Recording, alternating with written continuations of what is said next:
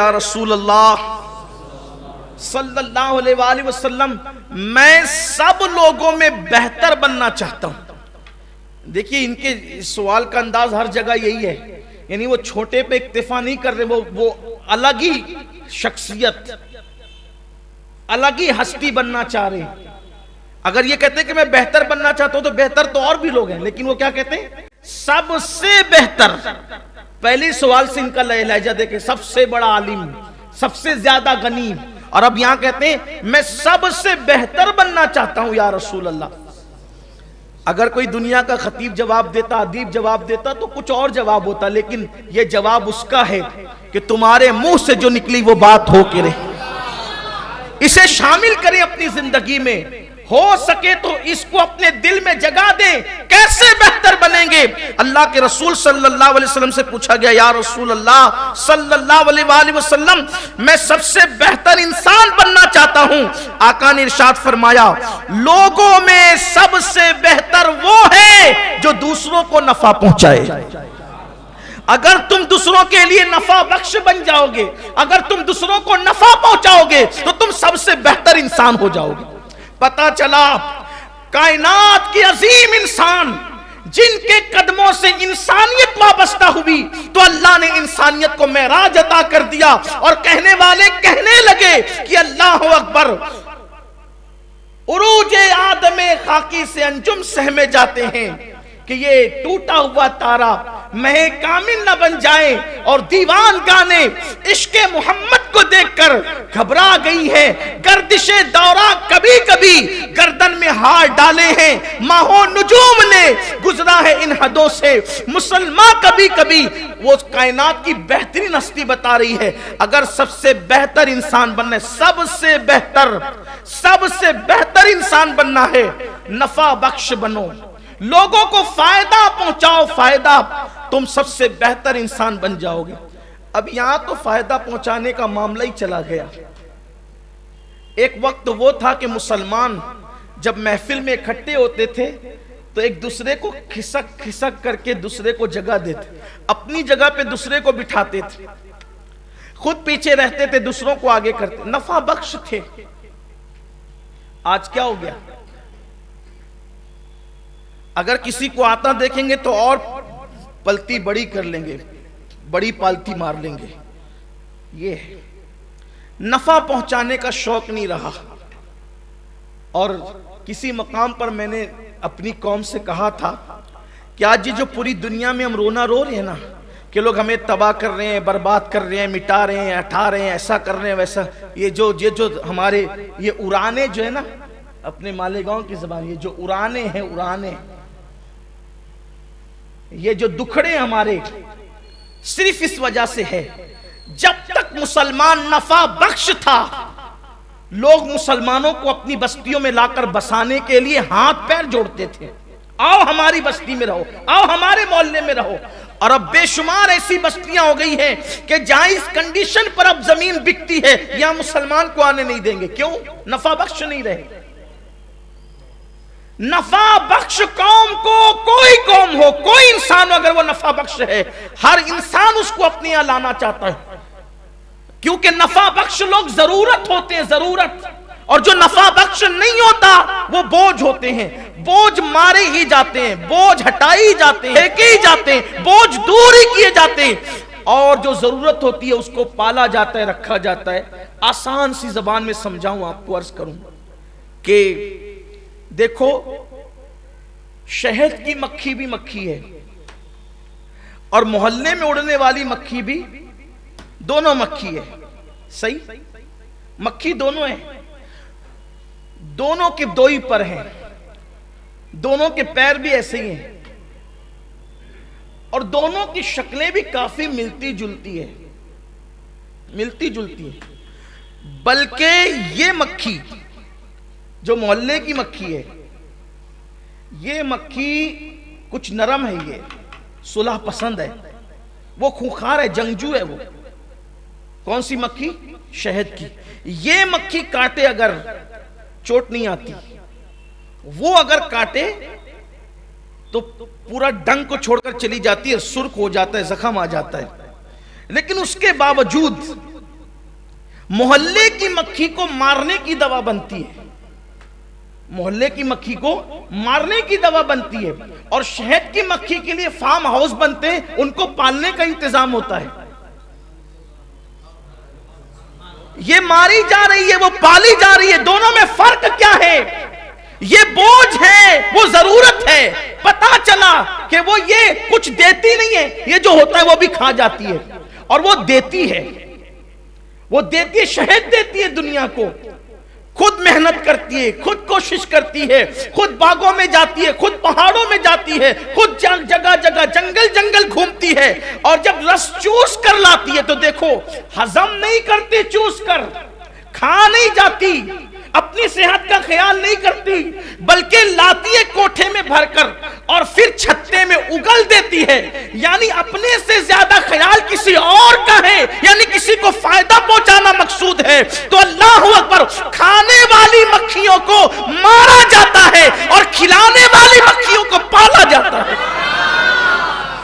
پتا چلا جب بھی فائدے مند بنو گے، لوگوں کی ضرورت بنو گے، لوگ پالنے پہ مجبور ہو جائیں گے۔ اور 1450 سال پہلے ہمارے کریم آقا صلی اللہ علیہ وسلم نے فرمایا فائدہ پہنچاؤ جس طرح بھی پہنچا سکتے ہو، اگر نفع پہنچاؤ، نفع بخش بنو۔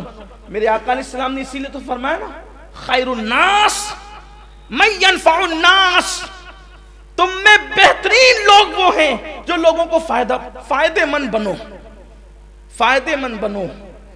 کسی کے آگے کی بوٹی چھین کر کھانے کی بجائے اپنے حصے کا کسی کو کھلا دو، کھا کر وہ سکون نہیں ملے گا جو انشاءاللہ کھلا کے سکون ملے۔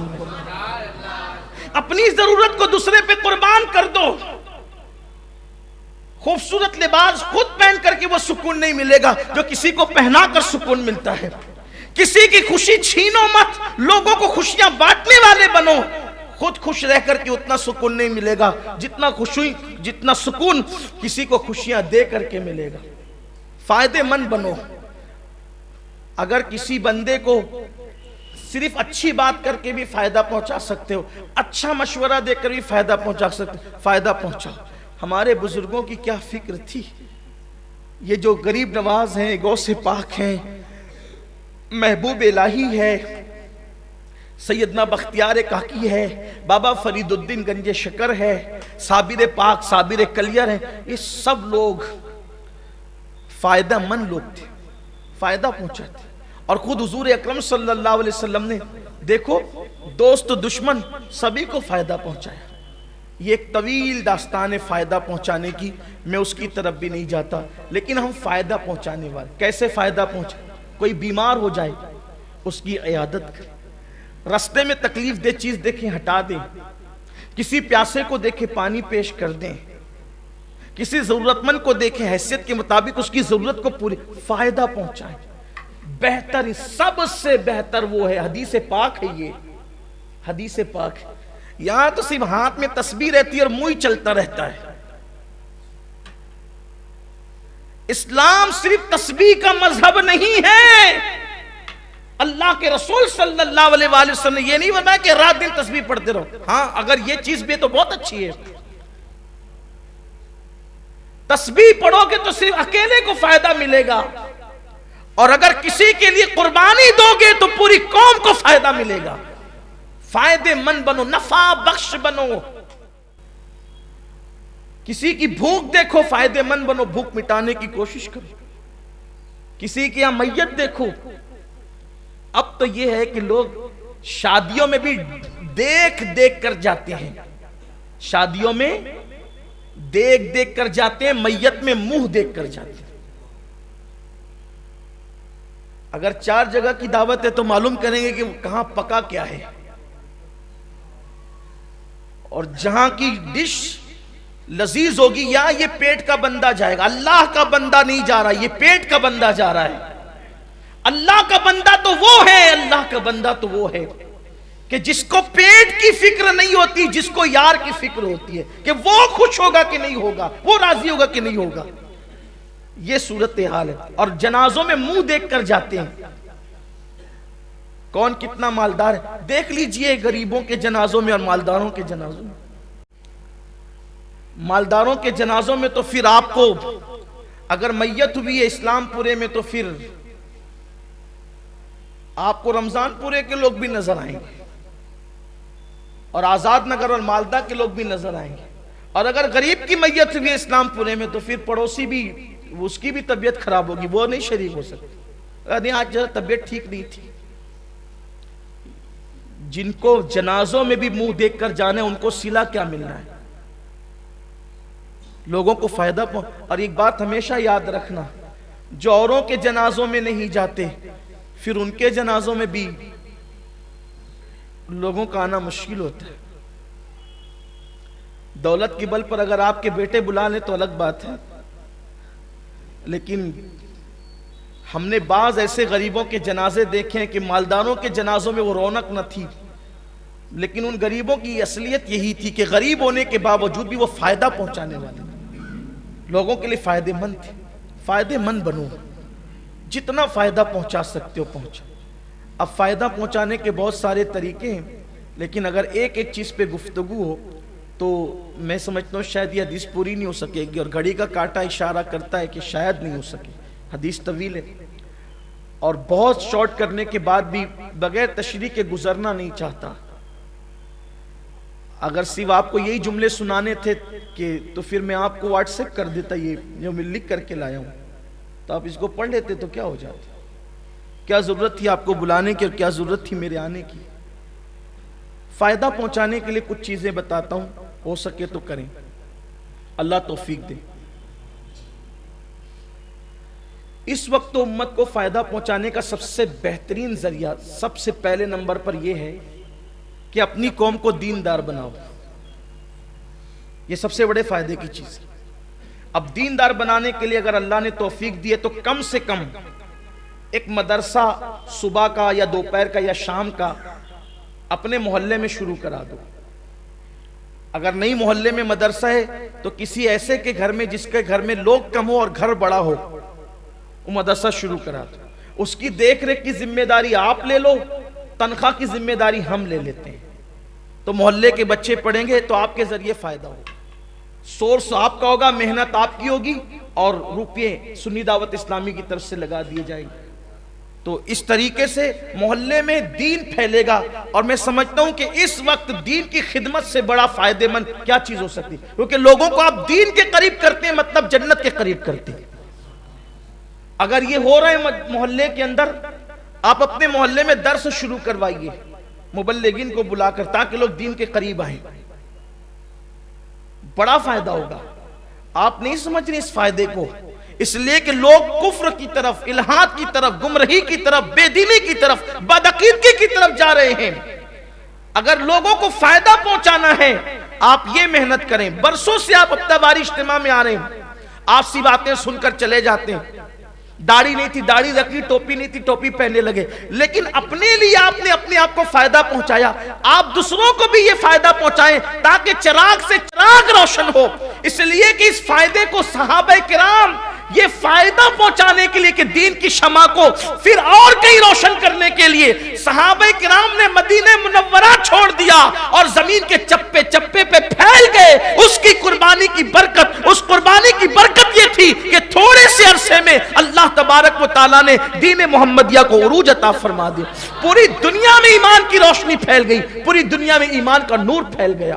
یہ بہت بڑا فائدے کی چیز ہے, بہت بڑے فائدے کی چیز. دیکھیے آپ, ہر فائدہ پہنچانے والا قیمتی ہے, لیکن جنہوں نے دین کے ذریعے فائدہ پہنچایا, اگر 900 سال 800 سال ہو گئے غریب نواز کی شکل میں, آج بھی لوگ خراج پیش کر رہے ہیں.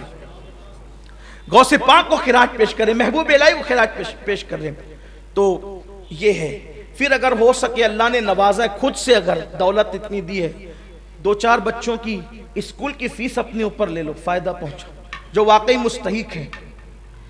اور کوشش کریں آپ کہ کچھ کام اللہ اور اس کے رسول کے لیے کریں, واٹس ایپ اور فیس بک کے لیے نہیں کریں. اب تو چندے کی پوتی بھی فیس بک پر آتی ہے. یہ صورتحال ہے. اللہ کے لیے کیا ہو رہا ہے, اللہ کے لیے کیا ہو رہا ہے؟ سب دوسروں ہی کے لیے کرتے رہیں گے. دوسروں کے لیے نیک عمل کرنے والوں, اس بڑیا کی طرح ہو جو اوپر سے پانی بھر رہی ہے گھڑے میں اور نیچے سے سوراخ کر چکی ہے کہ اس کا گھڑا کبھی بھرتا ہی نہیں. کیوں؟ نیچے سے سوراخ ہے. بالکل ایسے ہی دوسروں کے لیے عمل کرنے والوں، جب عمل کر کے دنیا سے جاؤ گے، قرآن کہتا ہے عاملۃ ناصبۃ تصلیٰ نارا حامیہ، عمل کر کے آئیں گے، محنت کر کے آئیں گے، پھر بھی جہنم میں جائیں گے. کیوں؟ اللہ فرمائے گا تو جھوٹ بولتا ہے، تو نے عمل تو کیا تھا، میرے لیے نہیں کیا تھا، دوسروں کو بتانے کے لیے کیا تھا. میں دیکھتا ہوں کہ محمود غزنوی مسجد نبوی میں، حضرت محمود غزنوی مسجد نبوی میں پانی پلاتے تھے تو اپنے آپ کو چھپا لیتے تھے تاکہ کوئی پہچان نہ سکے، کوئی پہچان نہ سکے. ایک شخص نے پہچان لیا، کہا بادشاہ سلامت، آپ یہاں پانی. کہا چپ، خاموش، یہاں مجھے بادشاہ کہتا ہے، جبکہ بادشاہوں کا بادشاہ تو ادھر ہے. یہاں کوئی بادشاہ نہیں ہے، بادشاہ تو وہ ہے. یہاں کسی کو بادشاہی زیب نہیں ہے، سارے کچکلا یہاں سر جھکا کر آتے ہیں، اس لیے کہ جس کو جو ملا ہے، جتنا ملا ہے، اسی بارگاہ عالی جاں سے ملا ہے. اسی لیے تو استاد زمن کہتے ہیں کہ منگتا تو ہے منگتا، کوئی شاہوں میں دکھا دے جس کو میرے سرکار سے ٹکڑا نہ ملا ہو. وہ لوگ اتنا چھپا چھپا کر کرتے تھے. ایک اور بات کہہ دوں گا، اس لیے کہ مجھے یہاں میرے نبی کا پہلا جانشین، امام الصحابہ، سید الصحابہ، سالار صحابہ، اصدق الصادقین، سید المتقین، رازدار نبوت، سیدنا ابو بکر صدیق خلیفہ بلا فسق، افضل البشر بعد الانبیاء بالتحقیق، خلیفہ اول سیدنا صدیق اکبر یاد آ رہے ہیں. لوگوں کے لیے کیا نفع بخش لوگ تھے. یہاں تو پورا دیا گیا ہے مسلوں کو، تسبیح کو، داڑھی اور ٹوپی کو. میں اس کا مخالف نہیں ہوں، پیچھے ساری میری تقریریں آپ دیکھ لیں، میں یہ سب پہ بات کرتا ہوں، ٹوپی پہ بھی کرتا ہوں، داڑھی پہ بھی کرتا ہوں، نماز پہ بھی کرتا ہوں. لیکن سب کچھ ایک دو چیزوں کو دے کر کے بھاگ جانا اور جی چرانا، منہ چھپانا، یعنی جس کو کہتے ہیں نا میٹھا میٹھا ہپ ہپ اور کڑوا کڑوا تھو تھو، یہ پوزیشن ہے لوگوں کی. 2-4 رکعت نماز پڑھ لیں گے، تھوڑی دیر بیٹھ کر کے وظیفے کر لیں گے، لیکن لوگوں کو کیا پتا کہ جو وظیفوں میں نہیں ملتا وہ لوگوں کو فائدہ پہنچانے میں ملتا ہے. ایک دن اللہ کے رسول علیہ السلام نے دیکھا ایک شخص محنت سے کماتا ہے. سرکار علیہ السلام نے پوچھا کہ تم بہت محنت کرتے ہو. کہا یا رسول اللہ اسی لیے محنت کرتا ہوں، اسی لیے محنت کرتا ہوں کہ اپنے گھر والوں کی کفالت کروں. تو حضور علیہ السلام نے اس میں تکبر نہ یہ فرمایا، ہو سکتا ہے کہ تو جن کے لیے دوڑ دھوپ کر رہا ہے نا، تیرے بازو کی قوت سے روزی نہیں ملتی ہوگی، بلکہ تو جن کے لیے کوشش کر رہا ہے ان کی تقدیر سے اللہ تجھے بھی عطا کرتا. کھلاؤ پلاؤ، ہاتھ اونچا رکھو، پتہ نہیں جن کو دیتے ان کے صدقے میں اپنے کو مل جائے. ہم کسی کو کیا پالیں گے، یہ اپنی فکر رکھو. اور وہ آپ نے واقعہ بہت خوبصورت سنا ہوگا کہ ایک ضرورت مند مسجد نبوی میں آیا. حضرت عبداللہ ابن عباس معتکف تھے، اعتکاف میں تھے. تو اس نے کہا کہ حضور میں ضرورت مند ہوں، میری مدد فرمائیں.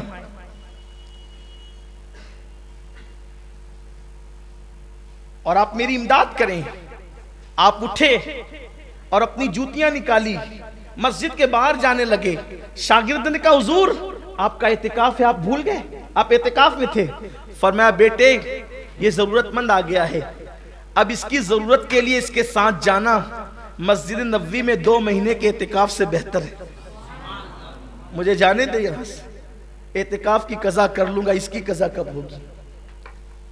یعنی وظیفوں سے بہتر یہ عمل ہے، فائدہ پہنچ. تو میں بات کر رہا تھا امام الصحابہ سیدنا صدیق اکبر، جانشین رسول، یار غار مصطفیٰ صدیق اکبر رضی اللہ عنہ. حضور کا وصال ہو گیا. آقا کریم صلی اللہ علیہ وآلہ وسلم کے وصال کے بعد دیکھو فائدہ پہنچانے والے لوگوں کی بات کر. اللہ کرے میں بھی اور آپ بھی یہ کریں. یار غار رسول صدیق اکبر رضی اللہ عنہ اللہ اکبر، زمانے خلافت ہے، آقا کا وصال ہو گیا۔ فاروق اعظم رضی اللہ تعالیٰ عنہ کو اور دیگر صحابہ کو ایک پرچی دی گئی، خلافت کی کرسی پہ بیٹھنے کے بعد ایک پرچی دی گئی، یہ کام فلاں کرے گا، یہ کام فلاں کرتا تھا فلاں کرے گا، فلاں کرتا تھا فلاں کرے گا، حضور کرتے تھے فلاں کرے گا، یہ اس طریقے سے سب۔ ایک کام ایسا تھا جو کام تو لکھا ہوا تھا لیکن اس کے آگے کرنے والے کا نام نہیں تھا، کام تھا کرنے والے کا نام نہیں تھا۔ یہی بات اپنی قوم سے کہنا چاہتا ہوں اور اپنے آپ سے بھی۔ لوگ نام کے لیے مرتے ہیں، نام کے لیے کام کرتے ہیں۔ حضور حافظ ملت فرماتے تھے کام کرو نام تو ہو ہی جائے گا، نام کے لیے مرو گے تو مرنے کے بعد سب سے چھینا جائے گا، اگر نام کے لیے مرو گے تو سب سے پہلے نام چھینا جائے گا، اور کام اللہ کے لیے کرو گے تو وہ نام دے گا کہ مٹ جائے گے قبر کے نشانات، پھر بھی نام باقی رہے گا۔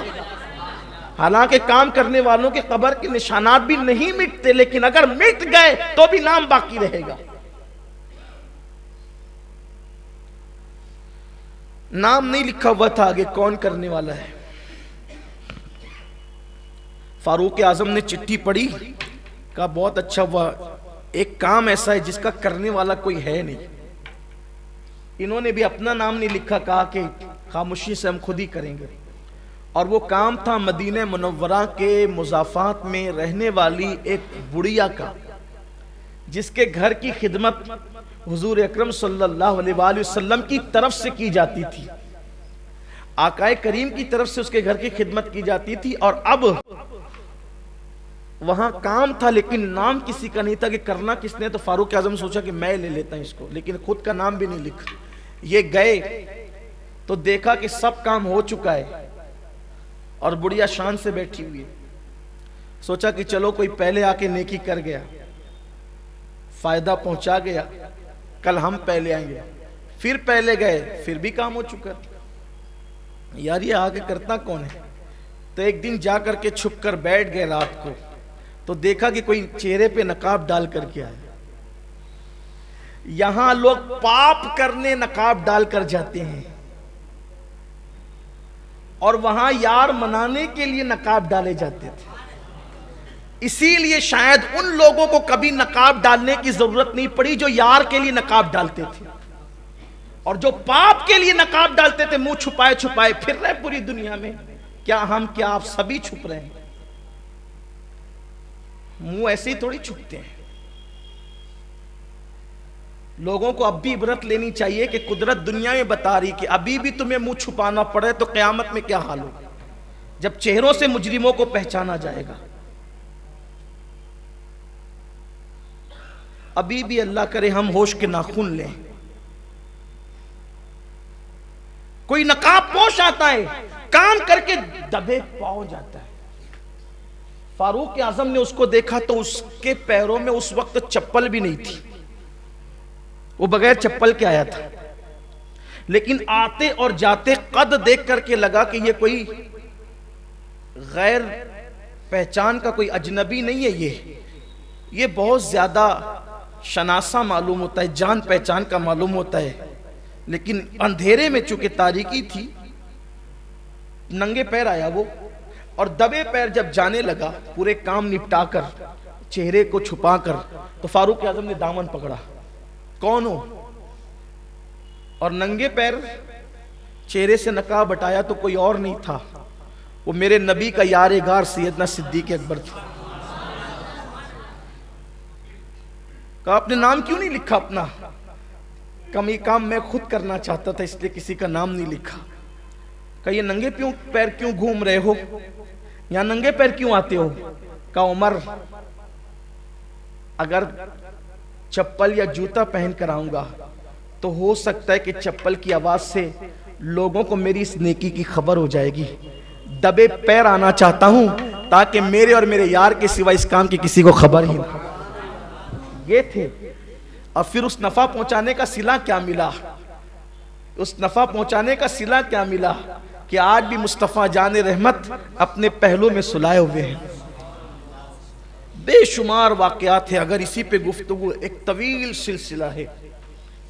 نفع بخش بنو۔ میرے آقا علیہ السلام نے فرمایا اس دیہاتی سے، جب دیہاتی نے پوچھا کہ یا رسول اللہ میں سب سے بہتر بننا چاہتا ہوں، فرمایا نفع پہنچانے والے بنو، نفع بخش بنو، اللہ تمہیں سب سے بہتر کر دے۔